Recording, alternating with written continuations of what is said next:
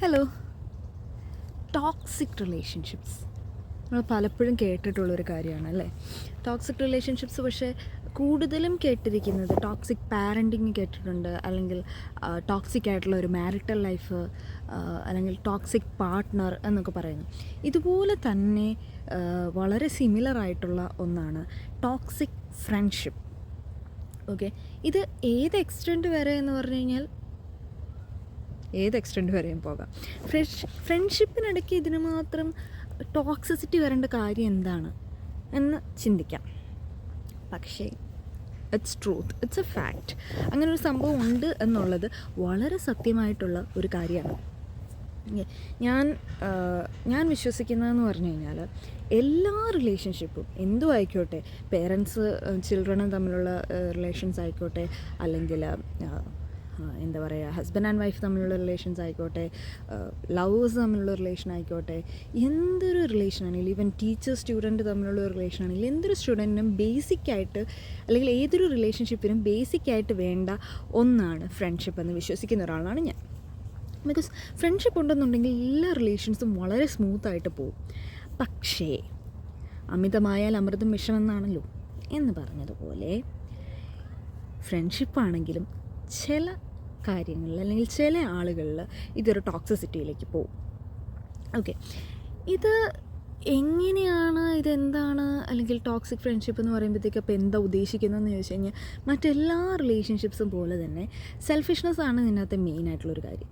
എന്നോട് മാത്രമേ ഉണ്ടാവുള്ളൂ, എനിക്ക് വേണ്ടിയിട്ട് സമയം കണ്ടെത്തണം, എനിക്ക് വേണ്ടിയിട്ട് സമയം തരണം, എൻ്റെ അടുത്ത് ഇതുപോലെ പെരുമാറാൻ പാടുള്ളൂ, വേറെ ആരുമായിട്ട് കൂട്ടുകൂടാൻ പാടില്ല, അങ്ങനെയൊക്കെയുള്ള കുറച്ച് ചിന്താഗതികൾ, കാര്യങ്ങളൊക്കെ ഉള്ള ആളുകളുണ്ട്.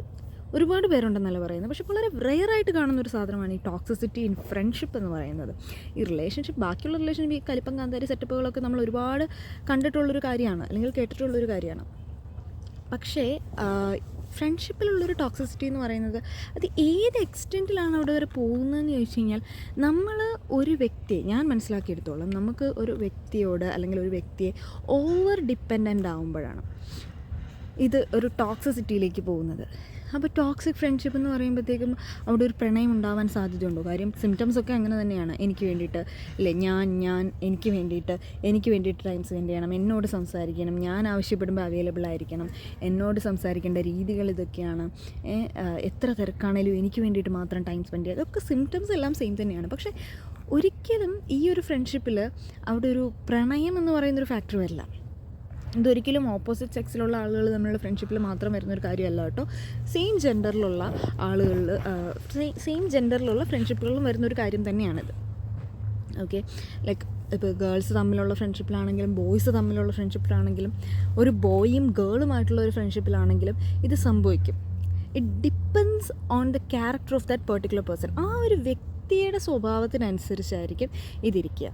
ഇപ്പോൾ ചില ആളുകൾ ഒരു പക്ഷേ നമുക്കൊരിക്കലും അവരെ കുറ്റം പറയാൻ പറ്റില്ല, പക്ഷേ ചില ആളുകൾ എന്തെങ്കിലും ഒരു ട്രോമയ്ക്ക് ശേഷം നല്ലൊരു ഫ്രണ്ട്ഷിപ്പ് കണ്ടെത്തുകയാണ്. ഓക്കെ, അവിടെ അവർക്ക് അവരെ തന്നെ എക്സ്പ്രസ് ചെയ്യാം, അവർ എന്താ പറയുക, എല്ലാം. മേ ബി ഈ അപ്പുറം നിൽക്കുന്ന ഒരു ഫ്രണ്ട് എന്ന് പറയുന്ന വ്യക്തി വളരെ ഫ്ലെക്സിബിളായിരിക്കും, ഈ പറയുന്ന വ്യക്തിയെ മനസ്സിലാക്കാൻ സാധിക്കുന്നുണ്ടായിരിക്കും. അപ്പോൾ ഒരു ട്രോമയ്ക്ക് ശേഷം വരുന്ന ഒരാൾക്ക് അയാളെ വളരെയധികം കംഫേർട്ട് ചെയ്യുന്ന, അയാളെ വളരെയധികം മനസ്സിലാക്കുന്ന ഒരു വ്യക്തിയെ ഫ്രണ്ടായിട്ട് കിട്ടുന്നു. ഇതൊരു ലോങ് ടേമിലേക്ക് പോയി കഴിയുമ്പോഴത്തേക്കും ഓരോ വ്യക്തികൾക്കും അവരവരുടേതായിട്ടുള്ള ഇഷ്ടങ്ങൾ, അല്ലെങ്കിൽ അവരവരുടേതായിട്ടുള്ള ഇൻട്രസ്റ്റുകൾ, ക്യാരക്ടേഴ്സ്, ഓഫ് കോഴ്സ് അവരവരുടേതായിട്ടുള്ള തിരക്കുകളും ഉണ്ടാവും. പക്ഷേ ഒരു ടോക്സിക് ഫ്രണ്ട്ഷിപ്പിലേക്ക് വരുമ്പോഴത്തേക്കും ഈ ടോക്സിസിറ്റി കാണിക്കുന്ന ഈ വ്യക്തി, ലെറ്റ് വി സേ എ എന്ന് പറയുന്ന ഈ വ്യക്തിക്ക് കമ്പയർ ചെയ്യാൻ തുടങ്ങും. ഓക്കെ, ഇനീഷ്യലി ആദ്യമൊന്നും ഇങ്ങനെ ആയിരുന്നില്ലല്ലോ, എനിക്ക് വേണ്ടിയിട്ട് ഒരുപാട് സമയം ചിലവാക്കും, എന്നെ നന്നായിട്ട് കേൾക്കും, എന്നെ നന്നായിട്ട് മനസ്സിലാക്കുമായിരുന്നു, പിന്നെ ഇപ്പം പ്രയോറിറ്റി ചേഞ്ചായി. ഇപ്പോൾ ഞാൻ മാറിക്കൊടുക്കുന്നതാണ് നല്ലത്, ഞാൻ പ്രയോറിറ്റി ചേഞ്ച്, ഇങ്ങനെ ഓവർ തിങ്ക് ചെയ്ത് സ്വയമേ ഒരു ഡിസിഷനിലേക്ക് ഈ എ എന്ന് പറയുന്ന വ്യക്തി എത്തുകയാണ്. പക്ഷേ അതേസമയം ഈ ബി എന്ന് പറയുന്ന വ്യക്തി ഓക്കെ. ഈ ബി എന്ന് പറയുന്ന വ്യക്തിക്ക് എന്താ സംഭവിക്കുന്നതെന്ന് ചോദിച്ചു കഴിഞ്ഞാൽ, അവർ ശരിക്കും അവരുടെ ഒരാളുടെ പ്രായം കൂടുന്നതനുസരിച്ച് ഒരു ലോങ് ടേം റിലേഷൻ എന്ന് പറയുമ്പോഴത്തേക്ക്, അല്ലെങ്കിൽ ലോങ് ടേം ഫ്രണ്ട്ഷിപ്പ് എന്ന് പറയുമ്പോഴത്തേക്ക് പ്രായവും കൂടുന്നുണ്ട്. ഈ പ്രായം കൂടുന്നതനുസരിച്ച് ഉത്തരവാദിത്തങ്ങൾ കൂടും, തിരക്കുകൾ കൂടും. അപ്പോൾ അങ്ങനെയുള്ള സ്വന്തം പ്രൈവസി അല്ലെങ്കിൽ സ്വന്തം പേഴ്സണൽ ലൈഫിൻ്റെ കാര്യങ്ങൾക്ക് ശേഷം വളരെ ബുദ്ധിമുട്ടി കണ്ടെത്തുന്ന ടൈമിൽ, അല്ലെങ്കിൽ വളരെ കഷ്ടപ്പെട്ട് ഈ പെർട്ടിക്കുലർ എ എന്ന് പറയുന്ന ഈ പെർട്ടിക്കുലർ വ്യക്തിക്ക് വേണ്ടിയിട്ട് കുറച്ച് സമയം സ്പെൻഡ് ചെയ്യുന്നുണ്ട്.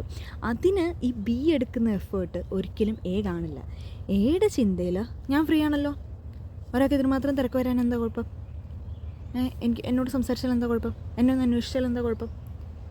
അപ്പോൾ ഈ ഒരു രീതിയിലായിരിക്കും ഈ എ ചിന്തിക്കുന്നത്. ഇതൊരിക്കലും ആരുടെയും കുറ്റമാണെന്ന് ഞാൻ പറയുന്നില്ല, പക്ഷേ റെസ്പെക്റ്റിംഗ് അതേഴ്സ് എന്ന് പറയുന്നൊരു ഫാക്ടറുണ്ട്. അല്ലെങ്കിൽ റെസ്പെക്റ്റിംഗ് അതേഴ്സ് ടൈം. മറ്റൊരാളുടെ എത്ര വലിയ ഫ്രണ്ടാണെങ്കിലും, എത്ര ഡീപ്പസ്റ്റ് ഫ്രണ്ടാണെന്ന് പറഞ്ഞാലും ഒരു വ്യക്തിക്ക് അവരവരുടേതായിട്ടുള്ള പ്രയോറിറ്റീസ് ഉണ്ടാവും. പ്രയോറിറ്റീസ് എന്നല്ല, പ്രയോറിറ്റീസ് ഒരാൾ തന്നെ ആയിരിക്കും നമ്മൾ. പക്ഷെ പ്രയോറിറ്റീസ് എന്ന് മാത്രമല്ല, ഒരാൾക്ക് അവരവരുടേതായിട്ടുള്ള തിരക്കുകൾ കാണും. ഓക്കെ, ചിലപ്പോൾ ആരുമായിട്ട് സംസാരിക്കാൻ പോലും പറ്റത്തില്ലാത്തൊരു മാനസികാവസ്ഥയിലിരിക്കുമായിരിക്കും. അപ്പോൾ ഈ രണ്ട് കൂട്ടർക്കും മെൻ്റൽ ഹെൽത്ത് എന്ന് പറയുന്നൊരു സംഗതിയുണ്ട്. പക്ഷേ ഇത് എ എന്ന് പറയുന്ന വ്യക്തി മനസ്സിലാക്കാതെ വരികയും അറ്റ് എ പോയിന്റിൽ ഈ ബിയോട് ഇതിനെപ്പറ്റി പറയുമ്പോൾ ബി ഇത് ദേഷ്യപ്പെടുവാനുള്ള സാധ്യതകളുണ്ട്. അപ്പോൾ ഇങ്ങനെയൊക്കെ വന്നു കഴിയുമ്പോഴത്തേക്ക് ഇത് പിന്നീട് ആ ഒരു റിലേഷൻ ഭയങ്കര മോശമാവാൻ വേണ്ടിയിട്ടുള്ളൊരു ഇടയാകും. ഞാൻ മനസ്സിലാക്കിയിടത്തോളം ഈ പറയുന്ന ടോക്സിക് റിലേഷൻഷിപ്സ് എന്ന് പറയുന്നത് നമ്മുടെ ഈ ഞാൻ നേരത്തെ പറഞ്ഞ പോലെ കലിപ്പൻ കാന്താരി സെറ്റപ്പ് എന്ന് പറയുമല്ലോ, പ്രണയത്തിനിടയ്ക്ക് വരുന്ന ഒരു ടോക്സിസിറ്റി എന്ന് പറഞ്ഞ പോലെ തന്നെയാണ് ഇവിടെ. ഇത് നമുക്ക് മാറ്റാൻ പറ്റില്ല, തിരുത്താൻ പറ്റില്ല. ഈ ഇങ്ങനൊരു ടോക്സിക് ക്യാരക്ടർ കാണിക്കുന്ന ആൾക്കാർക്ക് അവരെപ്പോഴും ശരിയാണെന്ന് തന്നെ തോന്നത്തുള്ളൂ. അവരൊരിക്കലും തെറ്റാന്ന് തോന്നില്ല. ഈ അപ്പുറത്തെ സൈഡിൽ നിൽക്കുന്ന മറ്റേ ഫ്രണ്ട് ഇതിനെ ചൂണ്ടിക്കാണിച്ചു കഴിഞ്ഞാലും അവൾ പറയുക, ഓക്കെ നിങ്ങൾ മുടന്ത ന്യായങ്ങൾ കണ്ടുപിടിക്കുകയാണെന്നേ പറയുള്ളൂ. അപ്പോൾ ഇതിൽ നിന്ന് പുറത്ത് വരിക എന്ന് പറയുന്നത് ഇറ്റ് ഈസ് ഡിഫിക്കൾട്ട്. അല്ലെങ്കിൽ അത് അവർ മനസ്സിലാക്കണം. ഓക്കെ, ഞാനിങ്ങനെ ചെയ്യാൻ പാടില്ല എന്നൊരു മനസ്സിലാക്കൽ അല്ലെങ്കിൽ എന്നൊരു തിരിച്ചറിവ് അവിടെ ഉണ്ടാകുമ്പോൾ മാത്രമേ ഇതിൽ നിന്ന് വെളിയിലേക്ക് വരാൻ വേണ്ടിയിട്ട് സാധിക്കത്തുള്ളൂ.